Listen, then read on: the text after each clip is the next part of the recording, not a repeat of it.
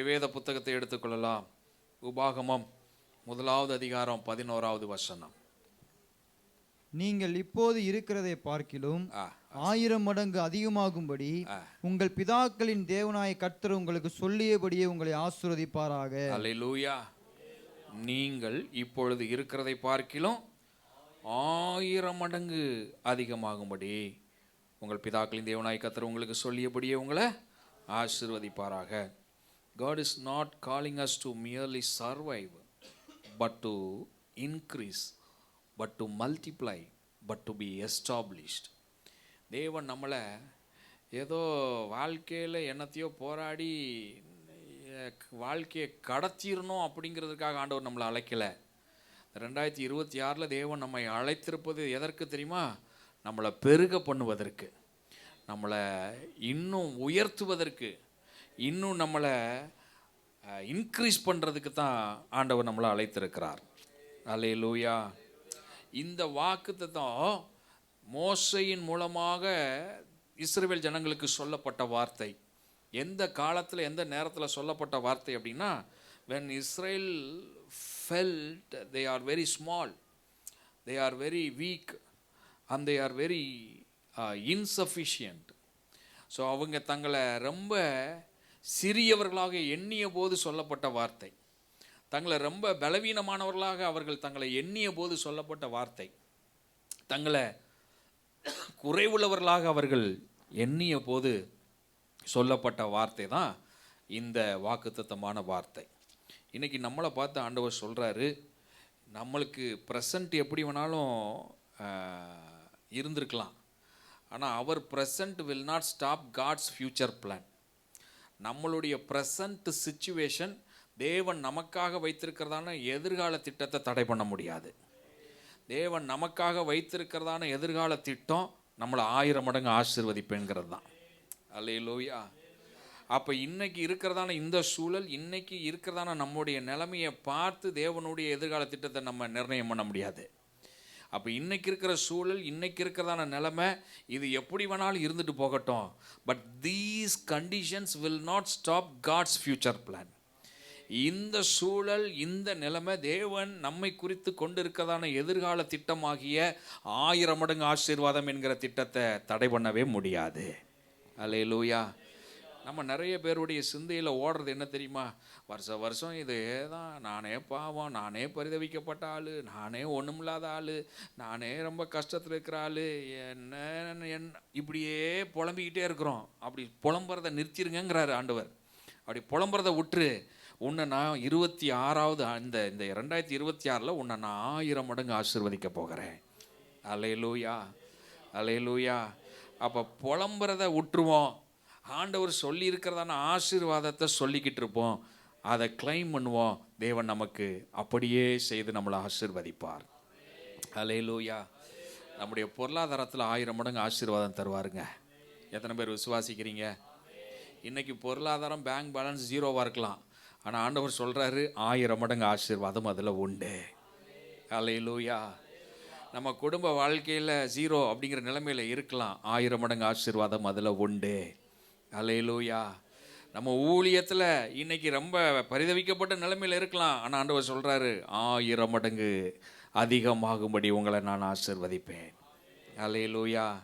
நீங்கள் செய்கிற வேலையில் நீங்கள் கடைநிலை ஊழியராக கூட இருக்கலாம், ஆனால் உங்களை ஆண்டவர் 1000 மடங்கு அதிகமாகும்படி ஆசீர்வதிப்பார். அல்லேலூயா.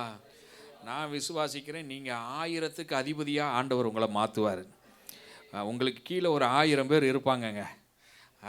1000 மடங்கு ஆசீர்வாதம்னா நம்ம அப்படி நினச்சிக்குவோம், அப்படி எடுத்துக்குவோம். அல்லேலூயா. 1000 பேருக்கு அதிபதி, அப்படி எத்தனை பேருக்கு ஆசை? அல்லேலூயா. 100க்கு அதிபதி கேள்விப்பட்டிருக்கிறோம், ஆனால் இங்கே வாக்குத்தத்தத்தின்படி 1000 மடங்குங்கிறதுனால 1000க்கு அதிபதி. அப்படி கர்த்தர் நம்மளை உயர்த்துவார், ஆசீர்வதிப்பார். அல்லேலூயா. நான் இதை பர்சனலாக விசுவாசிக்கும் போது, சபைக்குன்னு விசுவாசிக்கும் போது நான் எப்படி விசுவாசிக்கிறேன் தெரியுமா? சின்னவனை 1000மாக, சிறியவனை பலத்த ஜாதியமாக்குவேன்னு தரிசனம் கொடுத்துருக்கார்ல, 1000 மடங்கு ஆசீர்வாதம் தருவேன்னு சொன்னவர் நம்ம சபையை 1000 பேர் கொண்ட சபையாக மாற்றுவார். அல்லேலூயா. அப்போ இந்த வருஷம் 2026 அது 1000 மடங்கு ஆசீர்வாதம் உடையதாக இருக்கும். அல்லேலூயா. நான் சில காரியங்களை உங்களுக்கு சொல்கிறேன் பாருங்க. ஒன்று என்னன்னா, God sees you even when you feel small. நீங்கள் உங்களை சிறியவர்களாக எண்ணிக்கொண்டு இருக்கிற போதே உங்களை தேவன் பெரிய ஆளாக பார்க்குறாரு. நீங்கள் உங்களை எப்படி பார்த்துட்ருக்கீங்க? ரொம்ப சின்ன ஆளாக பார்த்துட்ருக்கீங்க. ஆனால் ஆண்டவரோ உங்களை பார்க்குற விதம் எப்படி இருக்கு? 1000 மடங்கு ஆசீர்வாதத்தை பெற்றுக்கொள்கிற நபராக உங்களை ஆண்டவர் பார்க்குறாரு. அல்லேலூயா. ஆமாம், நீங்கள் உபாகம 1:10-11 ரெண்டையும் நீங்கள் வாசிங்கன்னா அந்த வார்த்தைகள் ரிமைண்ட் பண்ணுறது அதுதான். இவங்க இஸ்ரவேல் ஜனங்களெல்லாம் தங்களை ரொம்ப குறைவுபட்டுக்கிறாங்க. நானே சின்ன ஆளுங்கிற மாதிரி, எங்களுக்கே ஒன்றும் முடியாதுங்கிற மாதிரி குறைவுபட்டுக்கிறாங்க. அந்த நேரத்தில் தான் ஆண்டவர் இந்த வார்த்தையை சொல்கிறாரு. அல்லேலூயா, அல்லேலூயா. அப்போ நீங்கள் உங்களை ரொம்ப சிறியவர்களாக நீங்கள் எண்ணினா கூட கர்த்தர் உங்களை ரொம்ப பெருசாக பார்க்குறாருங்க. அல்லேலூயா. நீங்கள் உங்களை 0வா பார்க்குறீங்க, கர்த்தர் உங்களை 1000 ஃபோல்டாக பார்க்குறாரு. அல்லேலூயா. ஆமாம், ஆண்டவர் பாருங்க நமக்கு வாக்கு கொடுத்தது கூட எப்படி கொடுத்துருக்கிறாரு அப்படின்னா, நம்ம நம்பர்ஸ், இந்த ஃபினான்ஸ், இந்த ஸ்ட்ரென்த், ரிசோர்ஸஸ் இதெல்லாத்தையும் பார்க்குறோம். ஆனால் தேவனும் நமக்கு அவர் கொடுத்துருக்கிற வாக்குத்தத்தத்தை தான் பார்க்குறாரு. அவர் அந்த வாக்குத்தத்தை தான் பார்க்குறாரு. 1000 மடங்கு ஆசீர்வதிப்பேன் என் பிள்ளைக்கு சொல்லியிருக்கிறேன். என் பிள்ளை 0வா இருந்தாலும் பரவாயில்ல, நான் 1000 மடங்கு ஆசீர்வதிச்சிருவேன். அல்லேலூயா. ஸோ அப்போ இன்றைக்கி ஆண்டவர் நம்மளை பார்க்குற விதமே அது வேறு மாதிரியானது. எங்கே எல்லோரும் சொல்லுங்கள் பார்க்கலாம், வேறு மாதிரி. இந்த 2026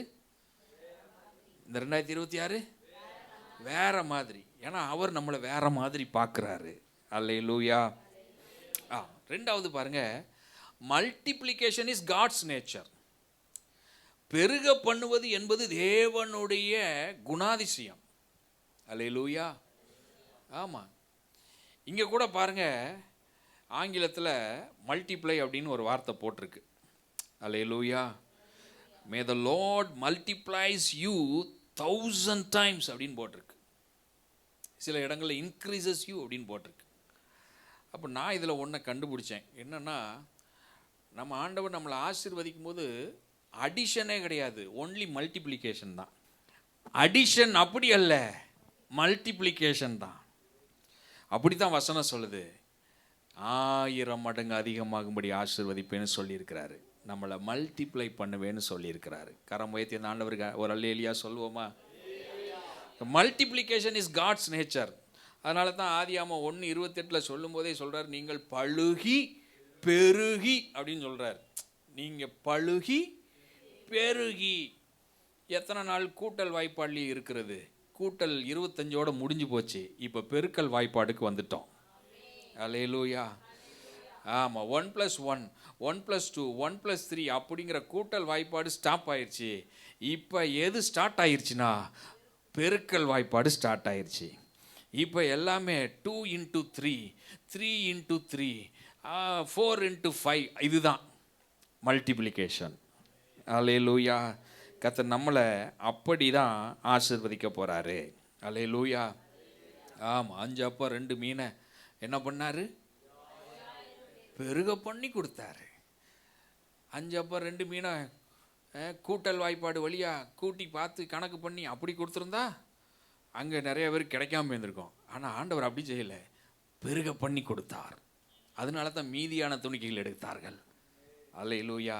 அப்போ இந்த 2026 நம்ம வாழ்க்கை அது மல்டிப்ளிகேஷனாக இருக்க போகுது. அல்லேலூயா.